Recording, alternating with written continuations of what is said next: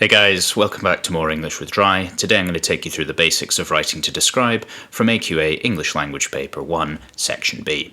I'm going to give you a step-by-step guide on how you might want to structure your own writing and then give you some specific examples of how that might look. Firstly, the question structure. You will always be given an image with the prompt asking you to describe it. It will be a description based on or suggested by the picture. There will be 24 marks available for content and organisation, which includes the way that you actually organise your thoughts, the quality of your imagery, the quality of your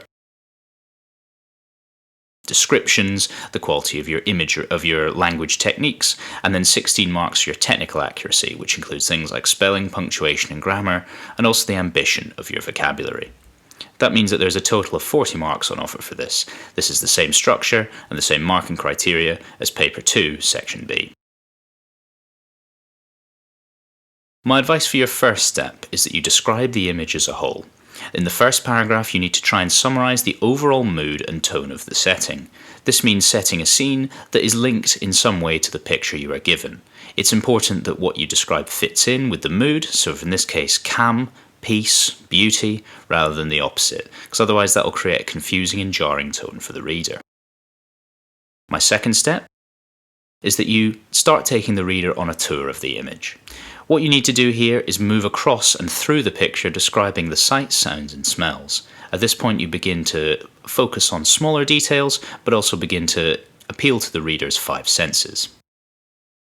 Step 3.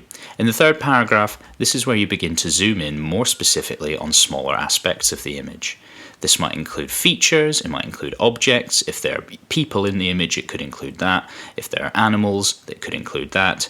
But generally, you are focusing on smaller things and describing them in a great deal of detail. Finally, paragraph 4. I suggest that you begin to focus on another small detail and you start to build a description of this. However, in this case, it is up to you to try and introduce a new mood or tone for this aspect. In this way, you need to change the perspective to create a level of interest and intrigue for the reader. So, I'm now going to go through these steps and give you some more clear advice on what these actually mean. So in our overview first paragraph, you need to give an overall impression of what's in the image. You need to try to create a specific mood matching what is in the image. It's your job as a writer to lead the reader through it and to tell them how they should feel about it. You need to pick vocabulary that fits the atmosphere you are trying to build. It's a good idea to create a bank of specific types of words related to lots of different kinds of themes. So for instance, vocabulary that is linked to despair or vocabulary that is linked to optimism, because this will help you to revise and help you to write a section that fits more accurately with the actual image you've been given. Finally, you need to use figurative language to create even more depth to your writing. By now, you should be aware that figurative language means imagery like metaphor, simile, personification, or sound devices, onomatopoeia, assonance, consonants, alliteration, and many more. So, some examples. The emerald green jungle sits untouched at the edge of the harsh rocky beach. There's not a single speck on the horizon, making it almost impossible to see where the ocean ends and the sky begins. There's not a single sign of humanity as far as the eye can see in any direction. The landscape is totally unblemished by mankind's clumsy building. This beach is like a paradise. It is a heaven on earth. It is hard to know exactly how this wondrous secret has been kept for so long. As you can see in all my examples here, I'm giving vague overviews, however I'm trying to begin to use some of my more impressive vocabulary. I'm not using anything that is too specific, but I am still using some imagery, for instance simile or even metaphor. A tip that I'm going to give you now is never ever in descriptive writing write in the first person. Never describe using I. I can see this, I can see that. It creates a slightly informal and almost unsophisticated tone for your writing. You should always be using the third person.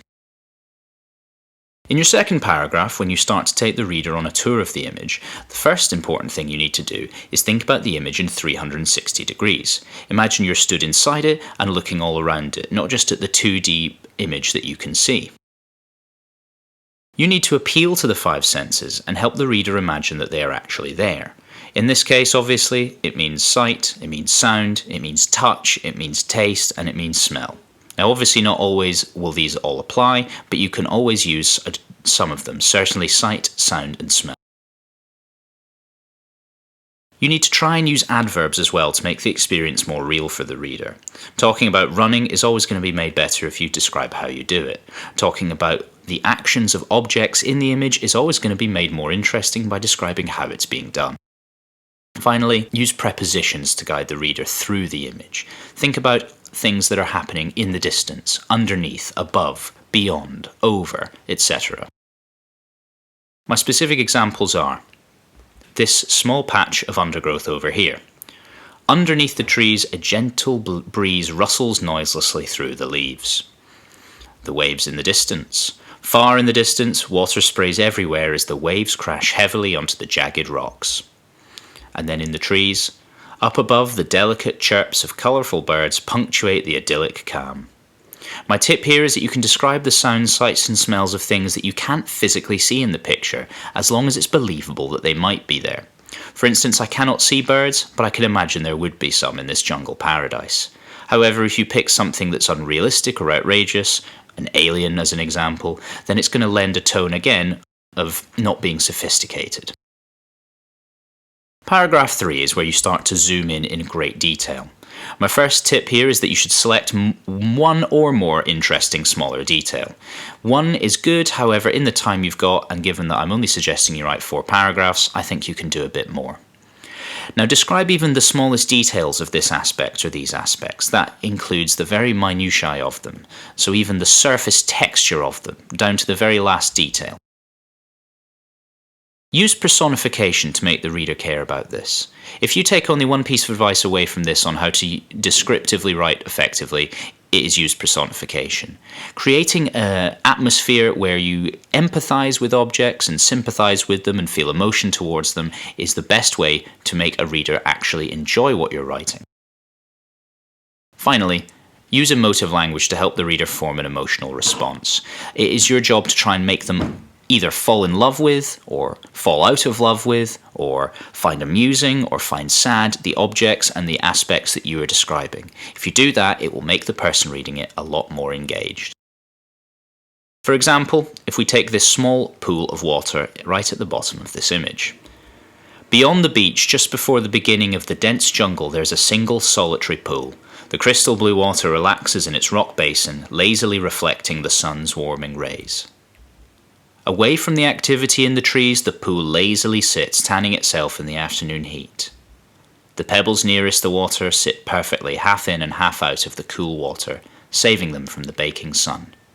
Now you can see in all of these examples, I am personifying the pool, making it seem as though it is a person relaxing as though they're on holiday.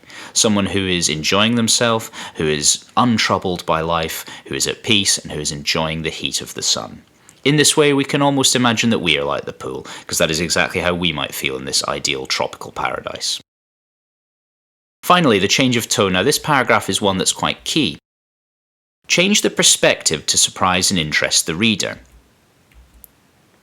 Select a different small detail to zoom in on. Use an opposite tone to the one you've used so far. Begin to imagine a backstory for this aspect. Now that is to say, we are not starting to do something that is completely creative writing. However, if you can create a level of intrigue or interest, then that is something that will make the text more appealing to the reader. Now in this case, we've had a positive tone so far, so I'm going to imagine in the undergrowth a small bird's egg. However, in the undergrowth, away from the tranquility, sits a lost and abandoned egg. How cruel it is! In the serene and beautiful haven, such danger can lurk around every corner. Life and death are so closely linked in nature that all it took was a gust of wind to create such mortal peril. Lightly speckled porcelain, the little vessel holds its precious cargo safe for now. Yet, with the myriad dangers of the jungle, who knows what will happen after nightfall? Now you can see here that what I've decided to do is to change the tone to one that is negative and possibly dangerous, the complete polar opposite of what I was talking about previously. In this, I've imagined the egg is in some way in danger, perhaps from an animal or from being smashed on the rocks below. This makes the reader suddenly wrong-footed. It makes them start to imagine that this is not the ideal, perfect environment it looks to be, and that is something that would intrigue them after 3 paragraphs of hearing how great it is.